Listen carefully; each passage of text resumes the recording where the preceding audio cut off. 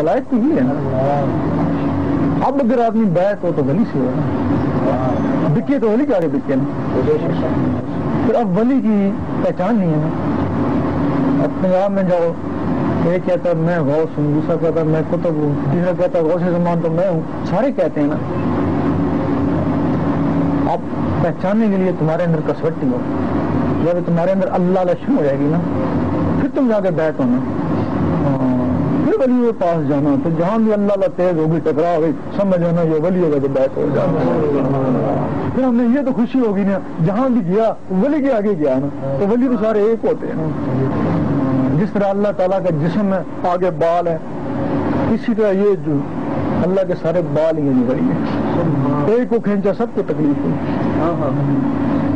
یہاں یہ ولی اللہ تعالیٰ ہے, یہ قادری ہے, یہ چشتی نظمی, وہاں سے یہ کیوں کہتے ہیں چشتی ہے, قادری ہے, جہاں کہتے ہیں سارے اللہ کے دوست ہیں. بولے اللہ کے دوست. اس وجہ سے آدمی بکے, بھلے 10 سال بعد بکے ولی کے آگے بکے. ابھی آپ جا کے بک گئے, داڑھی دیکھ کے بک گئے, وہ بھی ناقص, تم بھی ناقص. نہ وہ کسی مرتبے میں, جب وہ مرتبے میں نہیں دیتا تم کس مرتبے میں پہنچو گے. اس سے بہتر نہیں, تم پہلے اپنے آپ کو جوہری بنا لو, کسوٹی آ جائے تمہارے پاس. اب سونا لینے کے لیے جاؤ, نکلی لے آؤ گے, لیکن جب تم کسوٹی سیکھ لو گے پھر تو نکلی نہیں لاؤ گے نا. پھر 10 سال بعد ہی لاؤ گے تو اصلی لاؤ گے. اس کی کسوٹی یہی ہے کہ تمہارے دل میں اللہ لا دنیا شروع ہو جائے. پھر ولی کی پہچان بڑی آسان ہے. اگر اللہ لا نہیں تو تم ولی کو پہچان نہیں سکتے. پھر ہو سکتا ہے تمہارے گھر میں ولی ہو, تم اس کو نہ پہچان سکتے.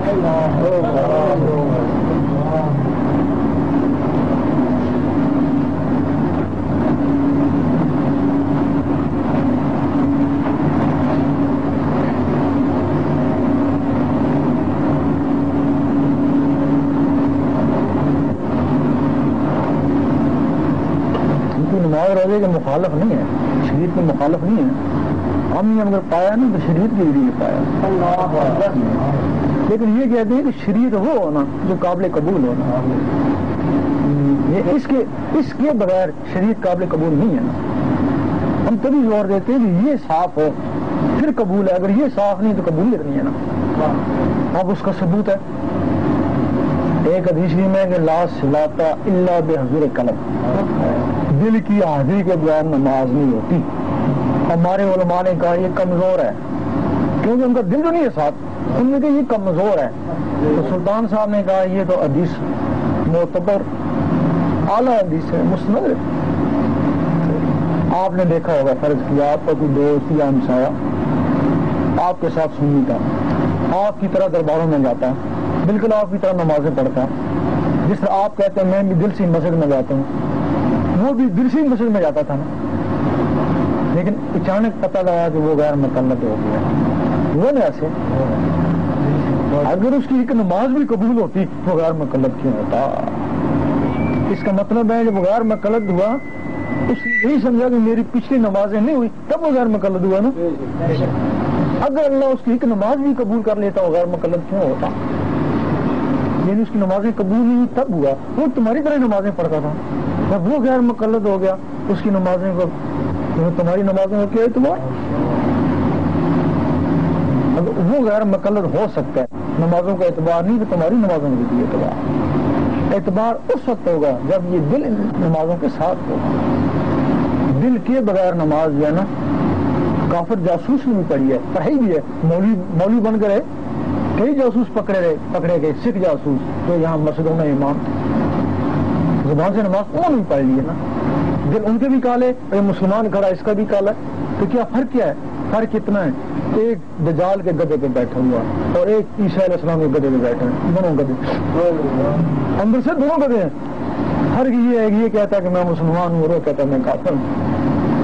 لیکن حساب کتاب دونوں کا ایک ہی ہے. انہیں کے لیے حضور پاک نے فرمایا صبح مسلمان ہوں گے, رات کو کافر ہوں گے. وہ ان کے لیے کہا نا.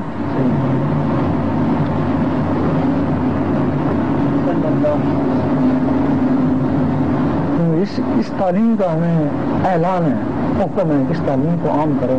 جس کو ہم چاہیں گے اس کے دل میں چلی جائے گی یہ تعلیم, نکلے گی نہیں. پھر بھلے گھر والے مولوی اس کو نکالنے کی کوشش کریں, کبھی بھی نکلے گی, لیکن وہ سونے کا تو جائے گی نا, بس سونے کا تو جائے گی نا, سننے کا نہیں کیسے جائے گی اس کو سن کر. بس تم ان کو سناؤ, آگے کا ہمارا کام ہے, جس کو چاہنا اس کو نکال نہیں, ہر ایک جس کو رب چاہے گا. ہر کسی کے لیے 24 گھنٹے آپ لگ رہے ہیں, ساری عمر لگ رہے ہیں نہیں, اور جس کے لیے ہوگی وہ دور سے سنے گا, کہے گا لبیک, یہ بات ہے. تو اس کو ہم بار بار اس وجہ سے کہتے ہیں کہ اللہ کا حکم ہے, تاکہ اللہ کی طرف سے ہم کو بھی پکڑ نہ ہو. تو نے میرا نام بیچنے کیوں نہیں دیا بھائی؟ تو خود کہتا رہا تو میرا نام لیتا, شاید میرے نام سے وہ میری طرف لوٹ آتے.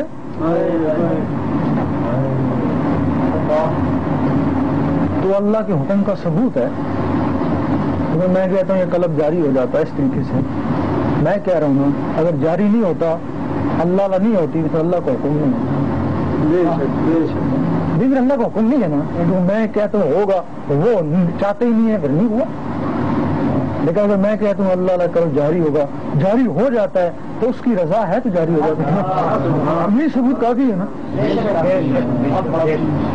کہ اس کا حکم ہے نا. ہم کو آگے اگر اس کی رضا ہے تمہارے اوپر, تمہاری اللہ ہو رہی ہے. اگر 10 میں سے 2 آدمی بھی ہمیں تصدیق کر دیں کہ ہمارا اللہ شروع ہو گیا, تو ہم کو بھی اطمینان ہو گیا کہ اس کا حکم صحیح ہے. تو یہ تم کو جنگلوں میں ملا کرتا تھا, اب شہروں میں گاؤں میں مل رہا ہے, پھر بھی تم لوگ نخرے کرتے ہیں. حقیقت ہے. تو پھر یقین کرو کہ یہ بات سننے کے بعد اگر تم نے عمل کیا نہ ہوا, پھر تو خیر ہے, بچت ہوگی. تم نے عمل کیا لیکن نہیں ہو سکا, تم تو مجرم نہیں ہوئے نا, تو تم نے عمل کیا تھا لیکن نہیں ہو سکا. لیکن عمل ہی نہیں کیا, اس کو ویسے ہی سمجھا.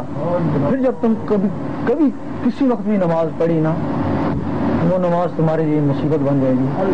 جب تم نے کہا دکھا مجھ کو سیدھی راہ, اس کو بڑا غصہ نہیں. جب کہو گے دکھا مجھ کو سیدھی راہ, یہ تو چھوڑ دیا سیدھا راستہ تھا, پھر کیا تھا سیدھا راستہ دکھا, اس کو غصہ نہیں آئے گا. تیرے پاس میں نے ایک بندہ بھیجا تھا سیدھے راستے کے لیے, تو تو نے اس کو جھٹلا دیا, اب کہتا سیدھا راستہ دکھا, کتنا مکار ہے. ہاں ترجیح نہیں دیتی سیدھے راستے کو, اب کہتا سیدھا راستہ دکھا, زبان. اس وجہ سے جن لوگوں نے یہ بات سنی ہے, چلو پریکٹس تو کر ہی لو نا. یہ کہ ہم نے کیا تھا نہیں ہو سکا, ہم کیا کرتے, ہم نے کیا تو تھا نا. اگر کریں گے بھی نہیں, کل نماز پڑھنے کے مستحق نہیں ہے یہ لوگ. پھر وہی ہے ان نمازیوں کے لیے تو وہی ہے جو نماز حقیقت سے بے خبر ہیں. یہ نماز حقیقت بنتی ہے, ان لوگوں کے لیے جو نماز, ان کو نماز حقیقت سکھائی گئی تھی لیکن انہوں نے سیکھی نہیں, پھر وہی نماز پڑھتے ہیں, ان کے لیے تو بھائی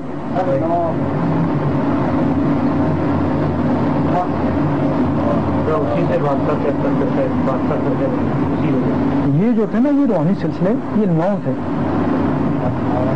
جو ذکر فکر باطن کو